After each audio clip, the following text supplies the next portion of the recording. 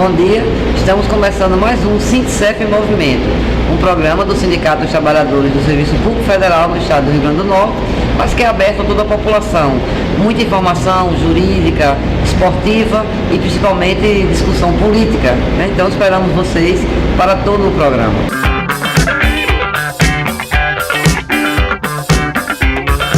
E vamos conversar agora com o nosso advogado da área civil, doutor Leonardo. Bom dia. Bom dia, Gigi. Tema interessantíssimo, né? Vamos falar aqui em relação à indenização que os bancos, né, devem pagar aos correntistas que têm saques ou operações indevidas nas suas contas, é isso? Exato, Gigi. Bom dia a todos que estão nos assistindo aqui. Realmente, a gente é muito procurado aqui, Gigi, no sindicato, sobre questões desta natureza, né?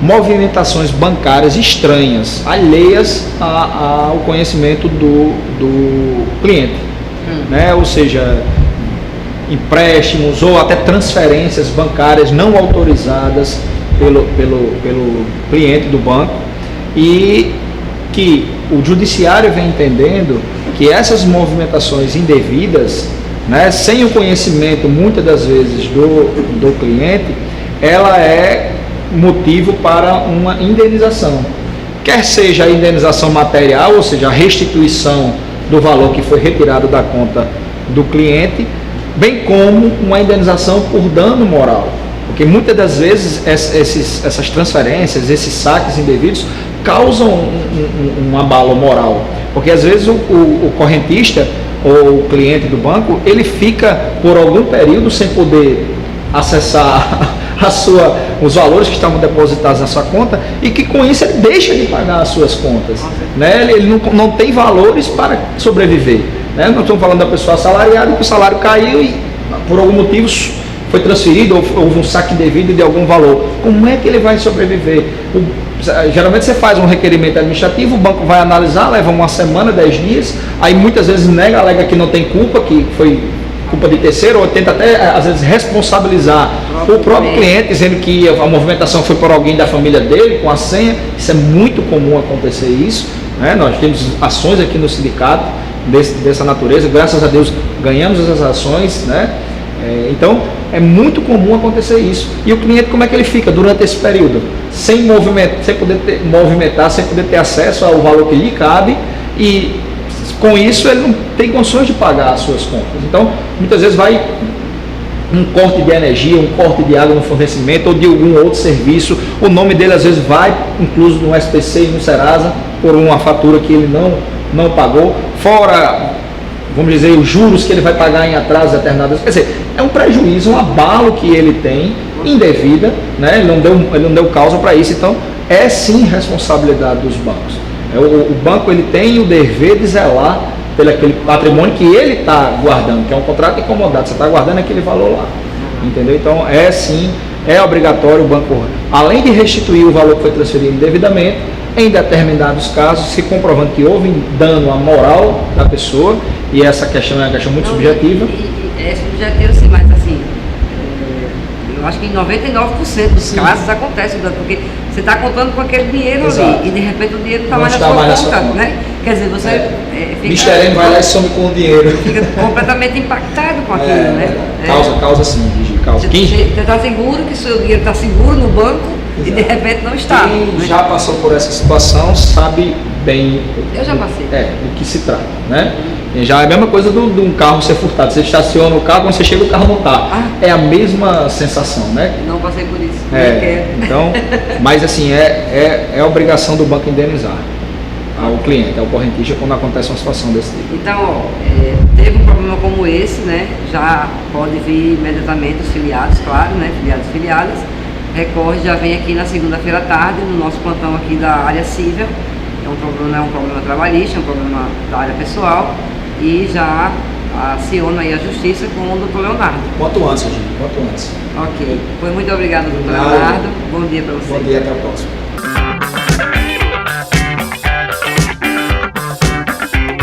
Bom dia, doutor Vinícius. Bom dia, Juju.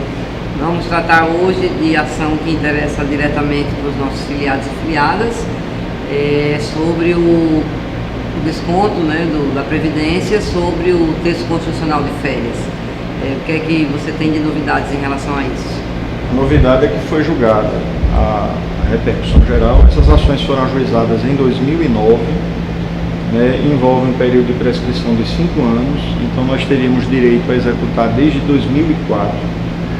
E é por isso que alertamos a todos e a todas que não ajuizem as ações individuais, porque as ações coletivas estão terminando. Então aguardem, tenham um pouco mais de paciência, que estamos nos finalmente, como se diz. Então essas ações, elas foram ganhas em primeira instância, em segunda instância, no Tribunal Regional Federal da 5ª Região.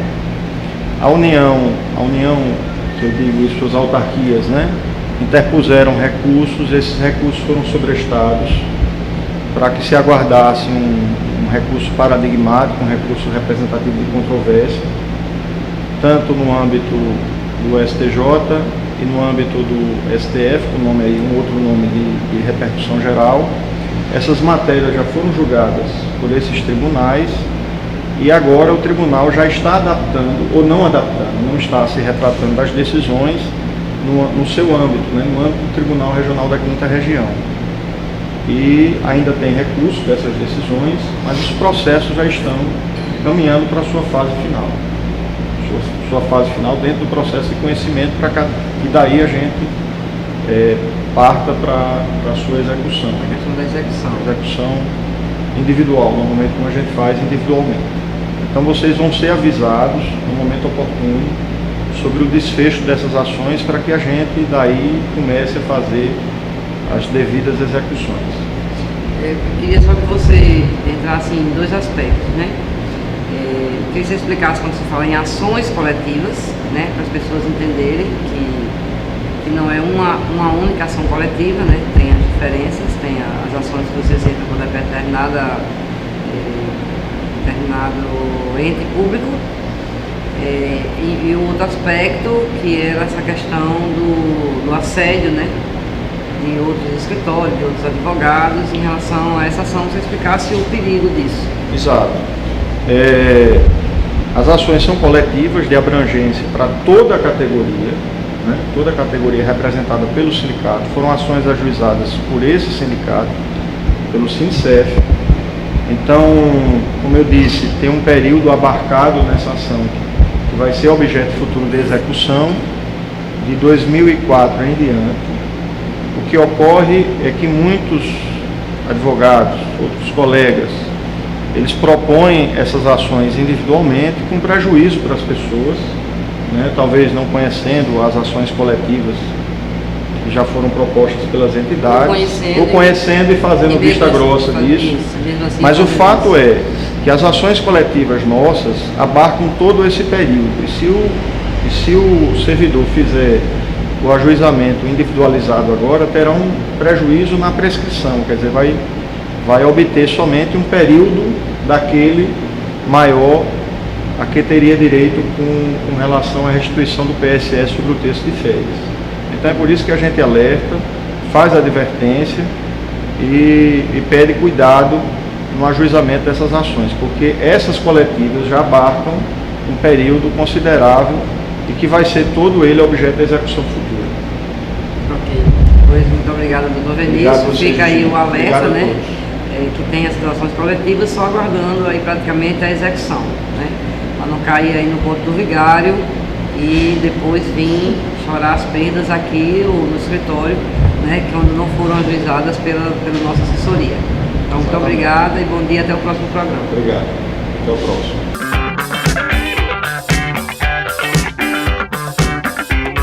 Nosso bom dia agora para Valério. Seja bem-vindo mais uma vez ao nosso programa, Valério.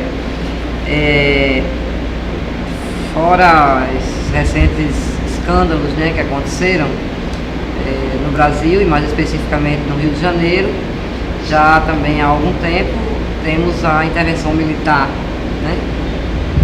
Como é que você vê essa intervenção militar no Rio de Janeiro? Bom dia aos filiados e filiados do SINCEF e à população em geral. Agradecer a oportunidade de estar aqui mais uma vez. Eu penso que a intervenção militar ela é necessária. mesmo sabendo que existe controvérsias em relação a isso. Mas o crime organizado chegou a tal ponto no Rio de Janeiro que você não tem outro caminho a seguir. O Rio de Janeiro hoje é dominado pelas milícias que são situadas em determinadas comunidades e dominam aquelas comunidades, impõem o terror àquelas comunidades, e você tem as facções que são envolvidas com o tráfico de drogas e armas, que também dominam determinadas comunidades no Rio de Janeiro. As forças de segurança no Rio não respondem mais, não tem mais condições de reorganizar a segurança no Rio de Janeiro, de combater a criminalidade. Nós estamos vendo que é necessário sim essa intervenção militar de forma parcial, de forma transitória, para que o Rio volte a ser dos cariocas. Então essa intervenção ela é necessária, nós não podemos ser contra. Por que nós não podemos ser contra? Porque por uma situação muito lógica, as forças de segurança no Rio, uma parte de pessoas, de policiais honestos, não consegue mais controlar a banda podre da polícia. E é por isso que a criminalidade é crescente no Rio de Janeiro.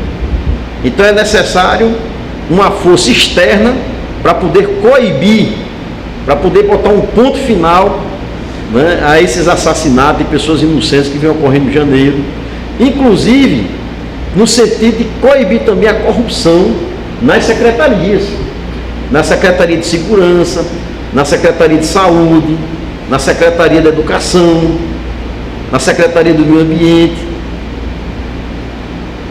É preciso essa intervenção.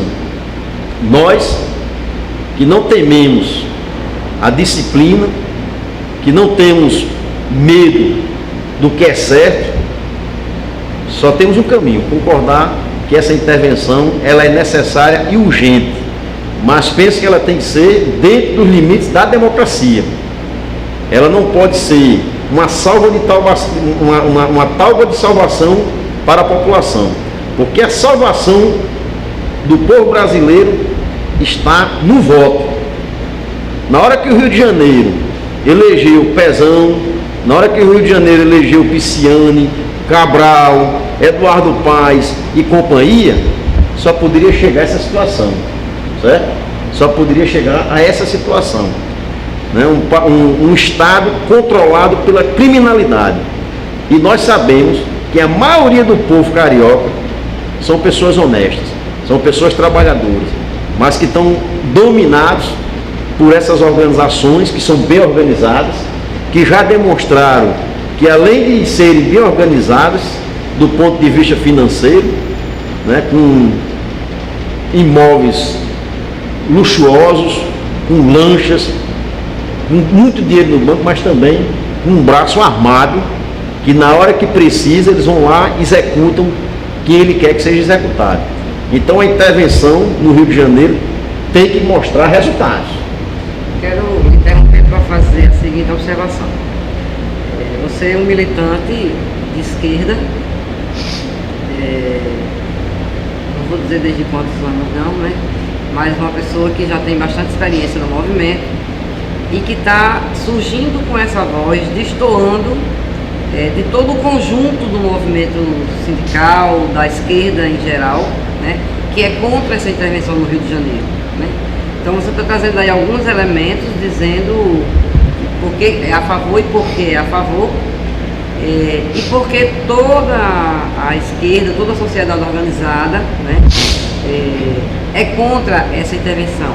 E você está fazendo essa defesa a favor. Da sua fala, o que é que depreende? Que você acha que era necessário ter uma forma de barrar, né, o que está acontecendo no Rio de Janeiro, e que essa intervenção seria necessária, né? E qual o argumento da esquerda em relação a isso? Que não é uma intervenção militar que resolveria o problema, né? Que teria que ter investimento nas forças democráticas, né? na polícia que já existe, nas diversas polícias que já existem, moralizar dentro dos limites da democracia. Muito embora que a intervenção federal é prevista na Constituição, né, dentro desses moldes, mas assim, você está sendo uma voz destoante de todo o conjunto da esquerda. No começo, eu fiquei com um pouco de receio em relação a essa intervenção federal. Mas, em seguida, analisando friamente o quadro, você percebe que não tem como a polícia resolver o problema da segurança do Rio de Janeiro. A situação chegou em uma gravidade. Apesar da acusação que se faz que isso foi uma jogada, né, do governo federal pela derrota da reforma da Previdência imposta pelo movimento, uma forma de subir no conceito popular. Então é o seguinte, a intervenção federal, ela não é um golpe militar. A intervenção que está sendo feita no Rio, ela é prevista na Constituição, ela está sendo uma intervenção pontual e com prazo determinado. Evidentemente que o Temer buscou essa intervenção federal com o objetivo de ganhar votos, de ganhar Ibope, mas só que a situação dele é tão crítica que ele não consegue reverter mais essa situação de desgaste que existe em relação ao seu governo. Porque é um problema muito grave, é um governo falido, é um governo que não consegue dar resposta em nenhum campo. Então não vai ser uma ação limitada no Rio de Janeiro que vai fazer com que ele ganhe votos, que ele melhore sua imagem, a sua popularidade perante a população brasileira. Mas essa intervenção, ela é urgente e fundamental. Na hora que você não consegue mais, e não tem, na hora que um governo não consegue ter controle sobre as forças de segurança, que ela age quase de forma autônoma, tem que ter uma intervenção por fora para poder sanar a sangria que existe no Rio de Janeiro. Hoje a polícia do Rio de Janeiro, não sei o que estou dizendo, são os especialistas inclusive ligados à ONU, ao setor de segurança da ONU. Hoje você não tem como controlar esse crime organizado por meio da polícia, porque boa parte deles estão envolvidos com a criminalidade. Então você não tem como. Então tinha que ter uma ação de fora para dentro. E o Exército está cumprindo esse papel. E eu acho que nós temos que valorizar isso. Apesar do Exército ter cometido um erro histórico no passado, em dar um golpe militar e ter assassinado várias pessoas nesse país, nesse momento ele pode dar um exemplo de como garantir a intervenção federal, mas também reforçar a democracia brasileira. Porque com essa criminalidade que está aí, você não tem democracia. Com essa criminalidade que está no Rio de Janeiro e em boa parte do país, você vai estar favorecendo aqueles candidatos que são vinculados ao narcotráfico, né, aos traficantes, aos contrabandistas de armas e às milícias que estão organizadas. A bancada da bala. Então é preciso, sim, uma intervenção pontual, enérgica, para colocar a casa em ordem. Porque se eles não conseguirem, aí você vai ter uma guerra civil no Brasil.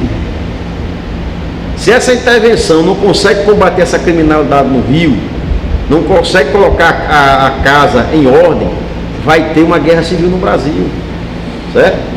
Então é preciso sim que seja uma intervenção, reforçando que essa tese que eu venho trabalhando, uma intervenção pontual, limitada e assegurando os direitos democráticos já construídos, né, desde a abertura política até o presente momento.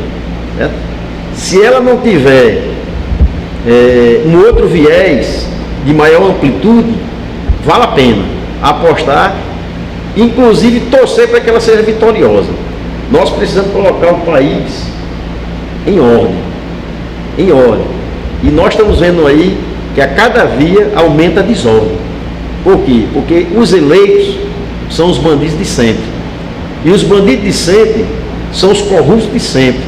E não vai trazer melhoria para o povo brasileiro, nem ordem, nem progresso. Ok, obrigada, Valério. Eu acho que vamos ter muito pano para manga a partir dessa sua apresentação aqui no programa. Obrigada, até o próximo. Ok, eu que agradeço.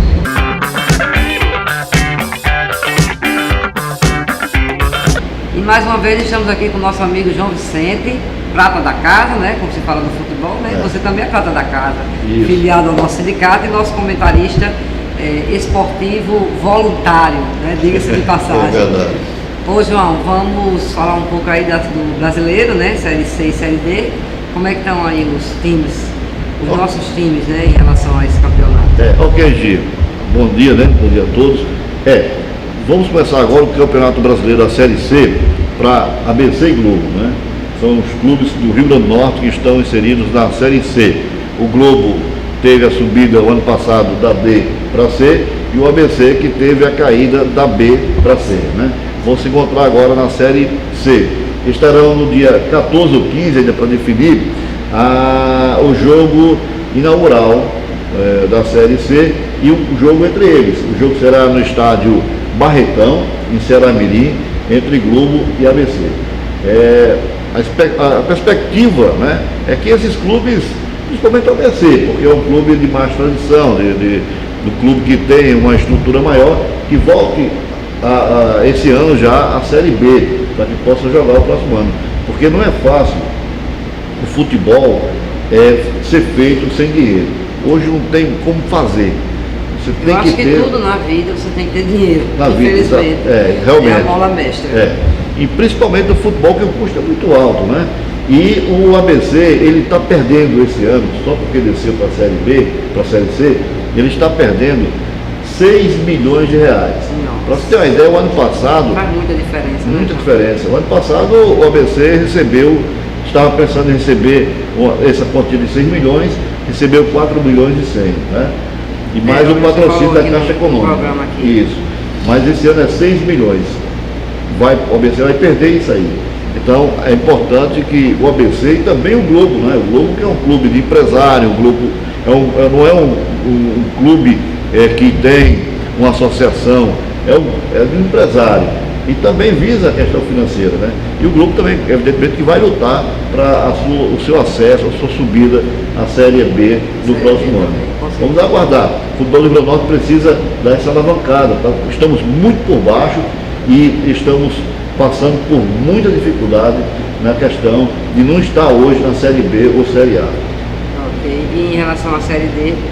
A Série D, o América, né? Mais uma vez penando. Quando eu falo América, eu vejo ali o Nelsinho triste, né? Mas o América, mais uma vez, penando aí na Série D. Aguardar, depois de uma situação complicada no estadual, né? O América não consegue caminhar. O América vai caminhando e dá aquela patinada, né? Dá aquela patinadazinha e não consegue sair do lugar. Esperar que o América consiga na Série D, o grupo do América na Série D é um grupo até fácil, teoricamente, né? Tem o Guarani do Ceará, o Belo Jardim de Pernambuco, o Imperatriz do Maranhão e o América. Então tem condições desse grupo aqui do América subir não, pelo menos classificar para tentar no mata-mata, são 3 mata-matas para poder chegar à Série C no próximo ano. E nisso aí o América está organizando, está contratando, preparando a equipe para que possa chegar agora em 2018, tentar mais uma vez a sua subida na Série C. E não patinar, porque se patinar, aí o próximo ano é Série D. Mas falando do América ainda, Gigi, o América ele já conseguiu, no campeonato estadual, já conseguiu manter a Série D de 2019, se ele não subir, conseguiu... Não cai para a Série E. Não existe, né? Não existe a Série E. Ficaria com um clube fora de série, né?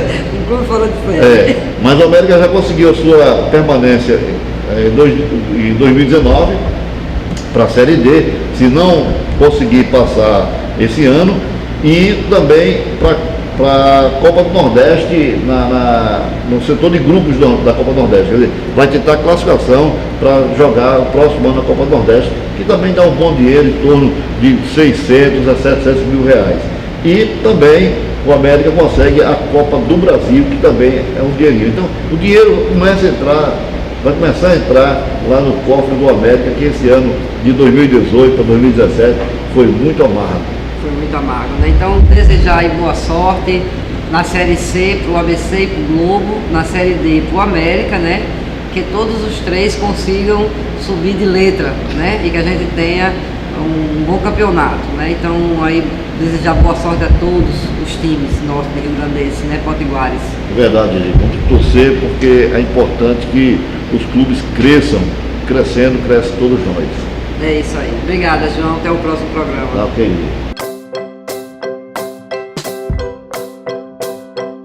Todo trabalhador sonha em se aposentar com tranquilidade, aproveitar essa fase da vida com o mínimo de dignidade. Não ser um fardo para os filhos, ter onde morar e não depender dos outros, além de ter tempo livre para viajar e descansar. Só que os governos e os patrões fazem de tudo para que a vida da gente não seja assim. Na prática, você trabalha muito, ganha pouco e quando se aposenta ainda tem um benefício reduzido. Ultimamente, políticos, jornais e economistas dos ricos e poderosos voltaram a falar que existe um rombo na Previdência Social. Dizem que o sistema dá prejuízo e que logo, logo não haverá mais dinheiro para pagar as aposentadorias. O governo Temer alega que, como a população está envelhecendo, uma reforma seria necessária para ajustar as contas. Mas será que isso é mesmo verdade? Ou tudo não passa de conversa fiada para mexerem nos nossos direitos? Essa e outras dúvidas a gente tira agora. Em tempos de crise econômica, os governos e os patrões atacam ainda mais as conquistas dos trabalhadores, com o objetivo de continuar lucrando em cima do sacrifício dos mais pobres. A proposta de emenda constitucional 287, que trata da reforma, já foi protocolada na Câmara dos Deputados e traz uma série de ataques bombásticos contra a Previdência. Se a proposta for aprovada, homens e mulheres só poderão se aposentar após completarem 65 anos, incluindo aí os professores e os trabalhadores rurais. Para justificar a reforma, falam em rombo na Previdência. Mas como todo mundo sabe, mentira tem perna curta e nariz grande. De acordo com a Constituição de 1988, a Seguridade Social é composta pelo Sistema Único de Saúde, pela Previdência e pela Assistência Social. Todo esse sistema é financiado por um conjunto de recursos. As contribuições de trabalhadores e patrões ao INSS sobre a folha de salários formam apenas uma parte das receitas da Seguridade. Junto com essa fonte de recursos, o sistema conta ainda com os orçamentos da União, Estados, Distrito Federal e municípios, além da contribuição social sobre o lucro líquido e a contribuição para o financiamento da Seguridade Social, o COFINS. Isso sem falar nos concursos de prognósticos, como os da Loteria Federal, por exemplo. O rombo da Previdência é uma invenção do governo que soma apenas as contribuições de patrões e trabalhadores para dizer que os recursos não são suficientes para as aposentadorias. É uma maquiagem nas contas públicas, já que desconsidera as outras fontes de arrecadação. Na verdade, não existe rombo nenhum, e sim um superávit, como revela a Associação Nacional dos Auditores Fiscais da Receita Federal. Os dados da Anfip mostram que a sobra de recursos na Seguridade Social foi de 83 bilhões de reais em 2012, 78 bilhões de reais em 2013 e 53 bilhões de reais em 2014. Não vamos trabalhar até morrer. É hora de defendermos as nossas conquistas. Em direitos não se mexe. Tirem as mãos da nossa aposentadoria.